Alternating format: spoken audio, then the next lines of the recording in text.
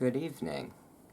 At the grocery store, I came upon this magazine about vampires, and I thought I would read a little bit out of it. This is a different kind of video.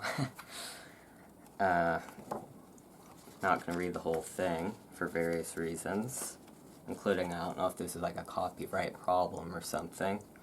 But this part in particular is talking about how people thought that vampires were real when they would look at a dead body. So, gonna start out, and we got a thunderstorm going on outside. Hopefully you can hear fine, both me and like me over the rain. Stories about vampires have been circulating for thousands of years. In Vampires, Burial, and Death, Folklore and Reality, Paul Barber tells us that folkloric vampires who flitted from India to China to Greece are among humanity's oldest horror images. Dead people who, having died before their time, not only refused to remain dead but returned to bring death to their friends and neighbors. In ancient Greece, the decaying corpses of a warrior whose death went unavenged allegedly returned from limbo at night to torment his family. If his relatives failed to murder his murderer, the dead warrior would return in increasingly repugnant degrees of decay, effectively vampirizing his own kin. The undead called this word that I have no idea how to pronounce, Varicolacus. We'll just go with that. The undead, called that word, would kill them, suck their blood, and animate himself enough to go on to the hereafter. I've never heard that word before. We got a picture up here. And here we've got, in Bohemia, locals pried open a coffin containing the remains of someone believed to be a vampire and plunged a red-hot iron through the skeleton's chest. And here's the guy plunging the red-hot iron into the skeleton's chest. Got a pick. Guy, I guess with another pick. Some other folks in the background.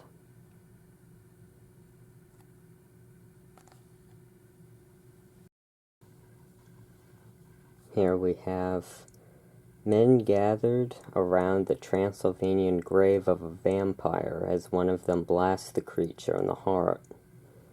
Here's the guy with his gun doing that. Looks like, I'm not sure what that is, if that's an ice pick or what. That guy's got a hammer. I think that's another gun. Oh. In their sagas, the Scandinavians refer to corporeally. Maybe I should have. I thought. I can read it for the first time on camera. That's fine. And then the section I choose has words I've never heard before. In their sagas, the Scandinavians refer to corporally risen undead, the... Oh no. I have more not English words. Gegenganger and Draugr, who would attack the living and spread sickness, madness, and death. Well, I guess it doesn't really matter if it's an English word or not, since we have hereafter and corporally or whatever in there. Doesn't have to be in another language for me. I have no idea how to pronounce it. I think the Draugr were like, I think I've heard of those before, and they're kind of like zombie, like undead warriors. Oh, I don't know if you can hear that or not, but there's the thunder. So these risen undead would attack the living and spread sickness, madness, and death. Already in the 12th century, the English were relating stories of the malevolent undead, said Al Ridenour. And of course, even the guy's name has to be something I've never heard before. Said Al Ridenour, host of the podcast Bone and Sickle, a celebration of the intersection of horror, folklore, and history. I'm not talking about ghosts, but physical revenants like vampires. William of Newburgh's Historia. Literally, what's the deal? Now I have Latin in here. Oh boy. I could have picked any part of this whole thing, and this is the section I pick. Alright, great work. I just can't go like 4 sentences without stopping, can I? Hopefully you weren't entirely coming for just the story. I don't know, is this an ASMR video? I don't know. William of Newburgh's Historia Rerum and Glicarum, a chronicle of England from 1066 to 1198, mentions a lord who fails to make his final confession and dies, is raised bodily by Satan, beats villagers, and infects others. Well, that's a story. Okay. Geoffrey of Burton, this is a quote, we'll figure out who says it in a second here. Geoffrey of Burton relates an anecdote about some troublemakers who, once buried, arise by night to raise a ruckus, banging on the homes, shape-shifting between beast and human, and causing people in the town to mysteriously die, said Ridenour. In each case, the bodies are chopped up and burned to end the troubles. I'm not sure if I've heard of the cutting up the body thing. A lot of times there'd be like they'd separate the head. I've heard of that.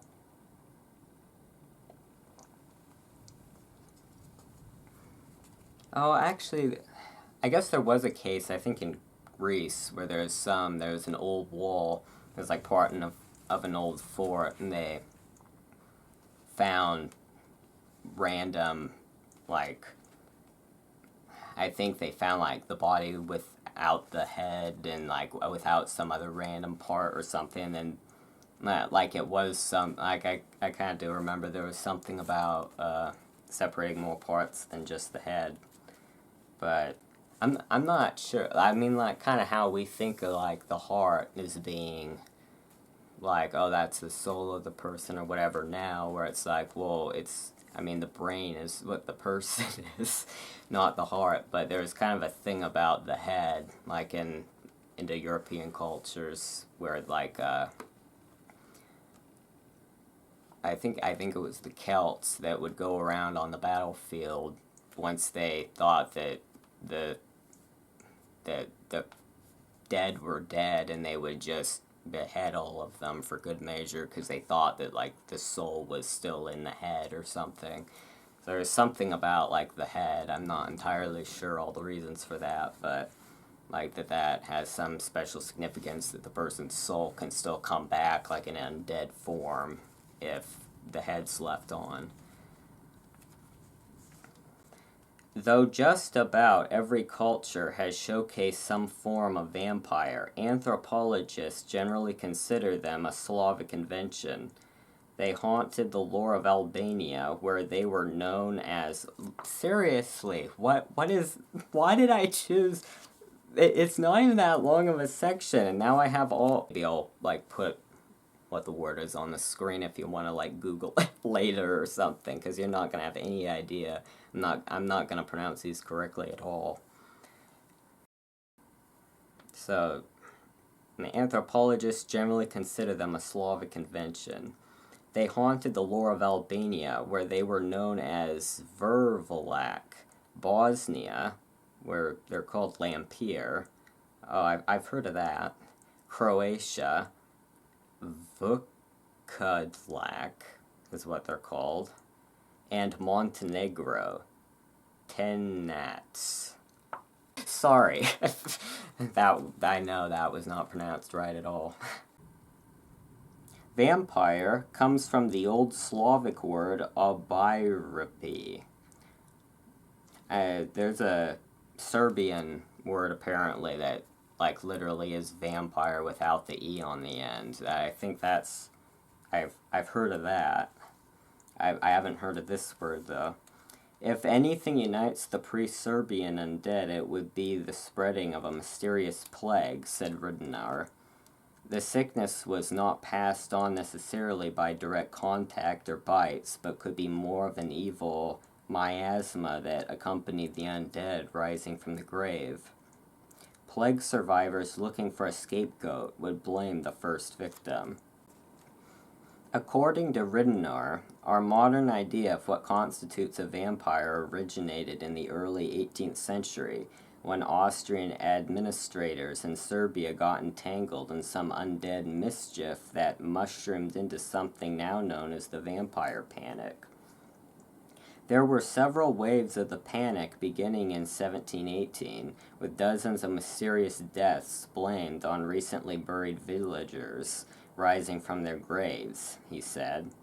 In 1725, a few days after the death of Peter Pologojowicz, you know at this point, we're just doing our best over here. A few days after the death of this guy in the village of this place, Kisilova. I just cannot. Okay. In 1725, a few days after the death of Peter Pologojowicz, in the village of Kisilova, the Serbian peasant returned from the grave, appearing before his son and demanding food. Peter's son fed him, but the next night, when he returned begging for more, the boy refused. The following morning, the son was found dead, and then 9 neighbors died in short order, most claiming in delirium that Peter had returned to strangle them in their sleep.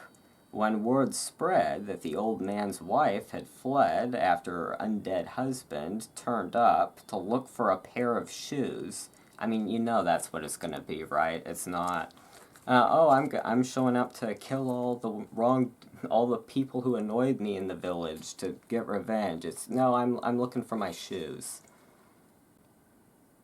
When word spread that the old man's wife had fled after her undead husband turned up to look for a pair of shoes, the parish priest and Austrian imperial provisor for the district agreed to witness an exhumation. To the horror of everyone present, Peter was not only completely intact in his grave. Peter was not only completely intact in his grave, but his hair and nails had grown. A stake was hurriedly pounded into his chest. Only much later was it discovered that the 9 townsfolk had died of pneumonic plague. Outbreaks of vampire hysteria in the Austrian Empire culminated in the official investigation into the case of Serbian Hajduk infantryman Arnold Paole, who in 1727 returned to his hometown of Medvedga, near Kosovo, claiming that he had been assaulted by a vampire. He ate soil from his supposed assailant's grave and smeared himself with blood to stave off the attacks, only to die in a fall from a hay wagon a few weeks later. Again, just classic. I mean, that guy survived a vampire attack, survived plague, famine, probably, all that, dies falling out of a hay wagon. Within 30 days of his burial, 4 villagers had died, each with a small incision in his throat, the edges of which were purple. The consensus: this was the work of a vampire.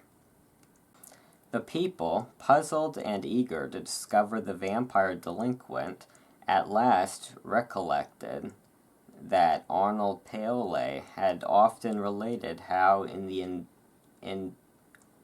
what is up with these words? Environs of Kosovo? Is that like the environment? The people, puzzled and eager to discover the vampire delinquent, at last recollected that Arnold Paoli had often related how in the environs of Kasava, on the frontiers of Serbia, he had been tormented and worried by a Turkish vampire. Read one early account. This, according to the fundamental laws of vampirism, because that's a thing that exists, should have converted Arnold into a vampire in his grave, for all those who are passive vampires on Earth invariably become vampires active from when they descend to the tomb. From these humble beginnings sprang the legend of Arnold Paoli, the first prominent revenant in the region. A young girl from Medvedia claimed that she had woken in the middle of the night with a feeling of being suffocated. A lot of these things, I've never had sleep paralysis. It sounds terrifying, so I'm glad I haven't. But a lot of these things where it's like people think there's a monster, it usually ends up it's sleep paralysis. It's like, oh, the monster, the demon, or whatever was pinning them down. They couldn't get up when they were sleeping. It's awake and here's this creepy thing, and they can't move. Which, I mean, you don't need a monster that's already terrifying to experience that, I bet.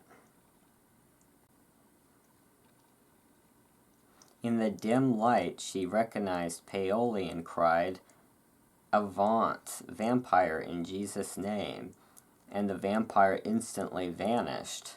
To quell the resulting panic, 40 days after Paoli's death, community leaders disinterred, again with the words I've never heard before, disinterred, okay, his body, so dug it up I guess, which was bloated as though engorged with blood and seemed unnaturally well preserved. Traces of blood were on his hands, his shirt, the inside of the coffin, and fresh blood spurted from his eyes. I think that's just a decomposition thing. It's like the body bloats up and then the stuff inside needs to release in some way. There is I think it was William the First of England that apparently there was some issue burying him, getting his body into the casket or something, and like his body ended up like exploding or something. Like that's, yeah, that, I don't know, that almost sounds scarier than the, well, I mean, if you actually think a vampire is roaming around the town, that would be terrifying too, but I mean, traces of blood were on his hands, his shirt, and inside the coffin, and fresh blood spurted from his eyes. That's apparently the middle of a sentence. Nose and mouth, which may have later cemented the association with blood drinking. Yeah, so just orifices is where blood's coming out.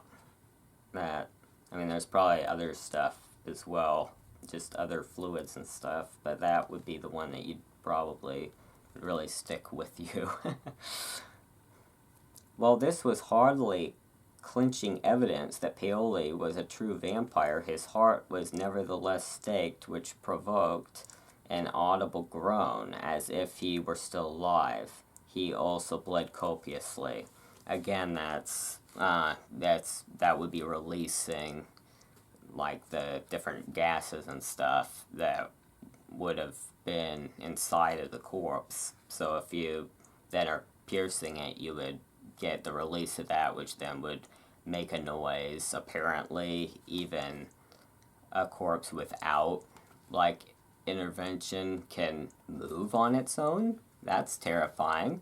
Apparently, that's a thing that can happen as like different like I guess as different things are escaping and settling and various things of that sort. can end up with just like the body kind of contorts a bit on its own. So I mean, all these things, if you don't know all like the scientific stuff, that'd be pretty terrifying. Really would seem like, oh well, I mean, he made a sound when we did it, so obviously he was alive, and he moved a little bit, and there was blood, so obviously vampire. Here we've got a thing that says Varney the Vampire, or Feast of Blood, a romance of exciting interest, by the author of Grace Rivers or The Merchant's Daughter, London, E. Lloyd, Salisbury Square, and all booksellers. So that's all the places you can buy it, I guess. Printing number up there. Down here it says, the serialized Varney the Vampire is the first story in which a vampire sports sharp canine teeth. The work contains vivid illustrations and lurid descriptions. Lurid. I've not heard that before. Okay, just another word. Barney's quote-unquote eyes look like polished tin. The lips are drawn back. And his teeth are, quote, hideously, glaringly white and fang-like.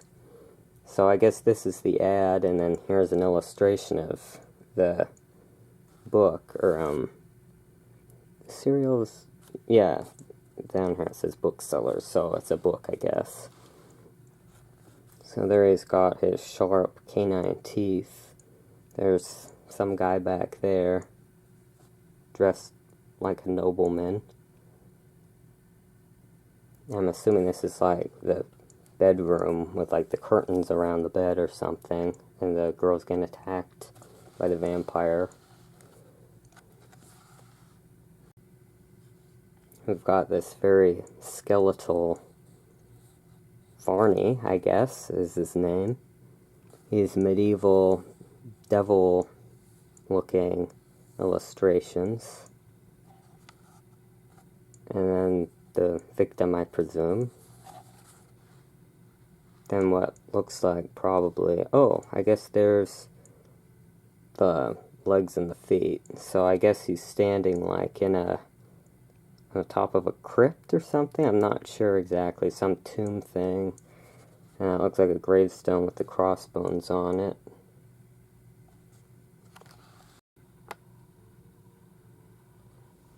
Now that we're zoomed in, you can see his sharp canine teeth a little better.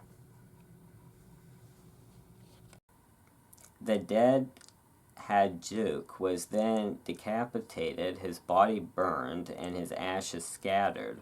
A first-hand report by a military surgeon named Flukinger was published in 1732 and widely circulated in Western Europe, setting off a debate among scholars as to the existence of vampires. The report contributed the stamp of scientific authority, which was helpful, since this is all taking place during the Enlightenment, said Rittendar. But English and German audiences already had similar stories from their own culture, although without the blood drinking or a stamp of scientific rationality. Just to be on the safe side, the Vatican denounced vampires. Empress Maria Theresa of Austria was so alarmed that she mandated that suspects could no longer be dug up. What would that accomplish? She was so alarmed that she mandated that suspects could no longer be dug up. Is that like she doesn't believe in vampires and she's like alarmed at, oh, the pagan superstition or whatever? Is this, I mean, because if you think there's a suspect, you'd want to dig them up, right? I mean, that's like the whole thing. So, I mean, if it's, maybe it was not, she was so alarmed about the vampires. I don't know, I'm a little confused at that. I'm not sure if she's alarmed at the vampires but then she'd want the body to be dug up, or she's alarmed that, like, the idea people think it's real or what exactly, not sure. Paul Barber wrote that there's nothing spooky about corpses that lack rigor mortis, ooze fluid blood, and haven't decomposed. Oh, okay, here we go. This was a section that I kind of picked this section out of the magazine. I thought it'd be interesting to hear about the science behind, like, the staking of the corpse and stuff like that. So this is going to explain it. Gases released by microorganisms cause the body to swell. The blood comes from the lungs, which are squeezed by the bloating. And a corpse buried in the ground doesn't rot as quickly as one exposed to the elements. And the groans? When a corpse is moved, Barbara explains, the decomposition of the chest forces air past the vocal cords in the larynx. The vampire lore was a folk hypothesis intended to account for the events of death and decomposition, Barbara says. I don't think it shows any kind of unintelligent perception of the world. The observations are clinically accurate. A 700-year-old skeleton discovered in Sozopol, Bulgaria, had been stabbed in the chest, pinned down with iron, and had its teeth extracted for fear that it would rise again. America's own vampire panic in New England. It's always New England, isn't it? All the supernatural creatures in New England. I'm assuming it's just the Puritans being paranoid. That's why all the different scary happenings are always in New England, in the United States, or before the United States technically existed, as the case may be. America's own vampire panic in New England ran from the late 1700s. Oh, okay. Ran from the late 1700s to the late 1800s. So this was quite a bit later. All right. Similar cases were documented in New Hampshire, Vermont, and Rhode Island, most linked to savage outbreaks of tuberculosis. In 1830, a vampire heart was reportedly torched on the town green of Woodstock, Vermont. In Manchester, New Hampshire, a 1793 heart-burning ceremony at a blacksmith's forge drew hundreds of onlookers. Timothy Mead officiated at the altar in the sacrifice to the demon vampire who it was believed was still sucking the blood of the then living wife of Captain Burton, an early town history says. It was the month of February, and good sleighing. Sleighing like you're riding in a sleigh. Alright, I mean, we like to hear about the one-horse open sleigh while we're taking out a vampire, I guess.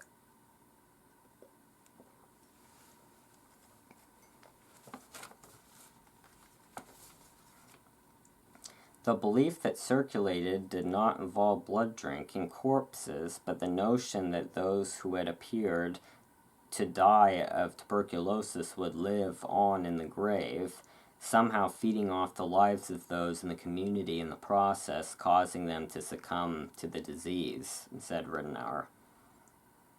There were at least 40 recorded instances in which corpses were exhumed, their vital organs burned, and stakes driven through their hearts. The most famous and possibly last of those was Mercy Brown. During the 1880s, the town of Exeter, Rhode Island, was struck by an epidemic of consumption. During the 1880s, the town of Exeter, Rhode Island, was struck by an epidemic of consumption as tuberculosis was then called. Oh, okay. In 1883, Mary Eliza Brown died of the disease. Her oldest daughter, 20-year-old Mary Olive, died the following year. The entire town turned out for Mary Olive's funeral and sang One Sweetly Solemn Thought, a hymn that she had picked out for the occasion. Not long after, the same illness struck Mary Olive's 18-year-old brother Edwin, a strapping store clerk in excellent health. He left for Colorado Springs to take, quote-unquote, the cure. In January 1892, Edwin's 19-year-old sister Mercy Brown died.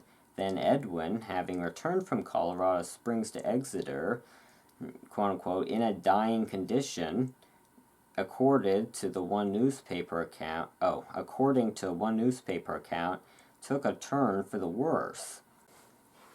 As he lingered on, a rumor gained purchase in the tight-knit farming community that the Brown family was cursed, and that one of the women was in fact not dead, but secretly a vampire who was feasting on the living tissue and blood of Edwin, as the Providence Journal later put it.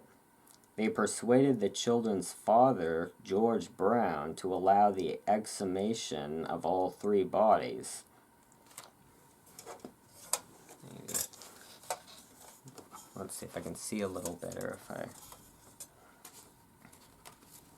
Oh, that just looks kind of weird on camera. Okay. Maybe... Well...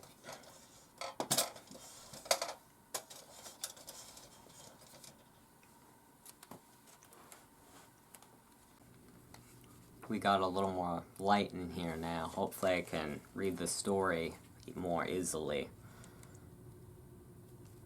And there's the air conditioner. Alright, that's fine. They persuaded the children's father, George Brown, to allow the exhumation of all three bodies. Wielding shovels and pitchforks, a party of men went to the family burial plot in Chestnut Hill Cemetery and dug up the bodies. It was winter time, and the remains of the long-dead Mary Eliza and Mary Olive were little more than bones. But the body of Mercy, who had died only a few months before and was kept mostly in a crypt above the ground, hadn't much deteriorated. The body was in a fairly well-preserved state, the Journal's correspondent wrote. The heart and liver were removed, and in cutting open the heart, clotted and decomposed blood was found. Though the presiding physician noted the presence of tuberculosis germs, the villagers interpreted the presence of fresh blood as a sign that Mercy was undead. To stop members of her family from meeting the same vampiric fate, they gathered firewood and kindled a bonfire on a nearby rock. Then they cut out Mercy's heart and lungs and burned them on the pyre. The ashes of her heart were brought back to the Brown homestead and mixed into a potion which was fed to the ailing Edwin. Evidently, the vampire remedy did little good. He died 2 months later.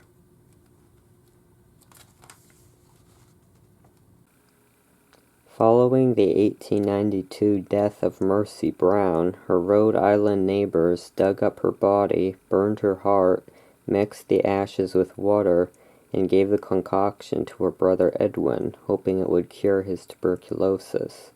It didn't. The townspeople then buried Mercy in Chestnut Hill Cemetery.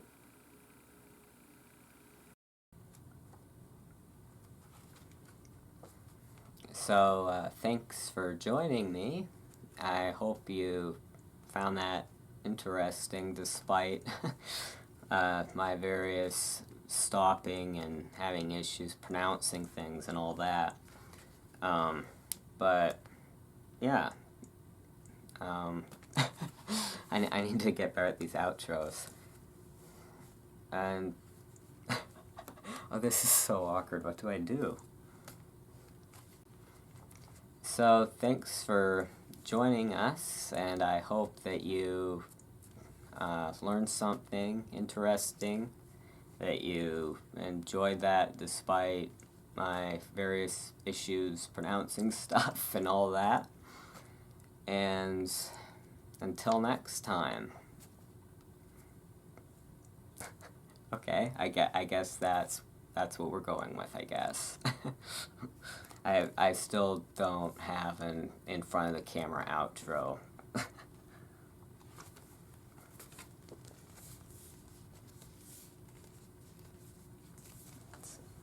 Oh, this.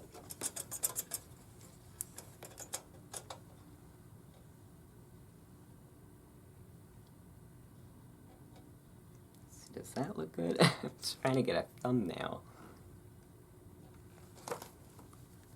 I can't see this little tiny thing in the dark.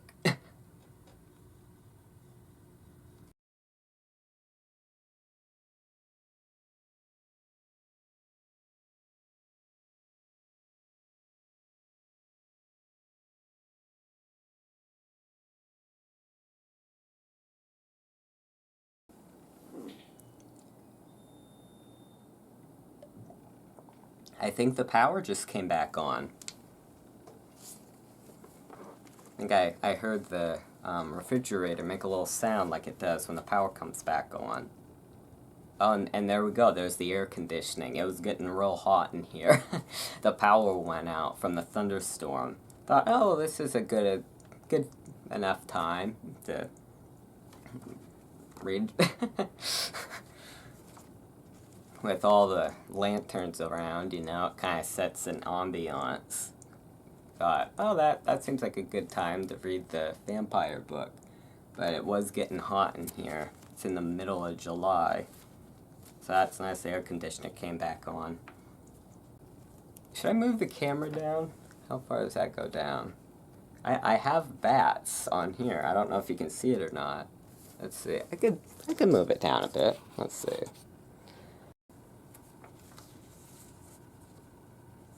Okay, that was too much.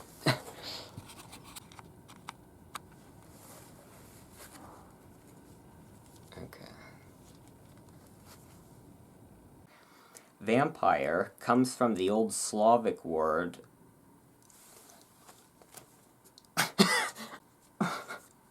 literally, I'm like, oh, should I read the part about the actual bats? Can you see that? The actual bats. Oh, look at all those happy little bats on there. Oh no, that's not the section I choose. I choose the section where I suddenly have to figure out how to pronounce various different languages. Oh boy, okay. I should have read this beforehand. Not that I could have looked up how to pronounce the words anyway, since the power was out, but okay. Thought this was kind of interesting. Do we need more light? Oh, I don't think that was an improvement. Okay, hang on.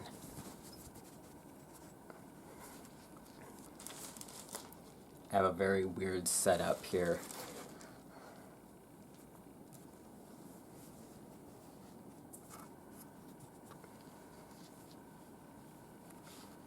Alright, I guess we'll go with that. Died in short order, most claiming... If I can get the other page to come out here. Oh. Is this the next page?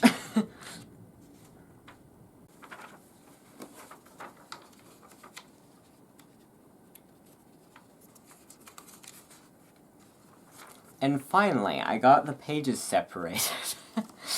Well, how long did that take? Alright, this is the most unprofessional book reading that ever existed, so... I thought it was going to be a little better than what it turned out being, but I mean, I guess it's just free entertainment. Vampire in his grave, for all those.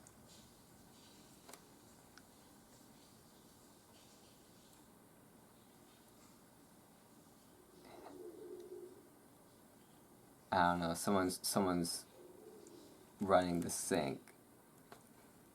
I'm trying to film a thing with sound.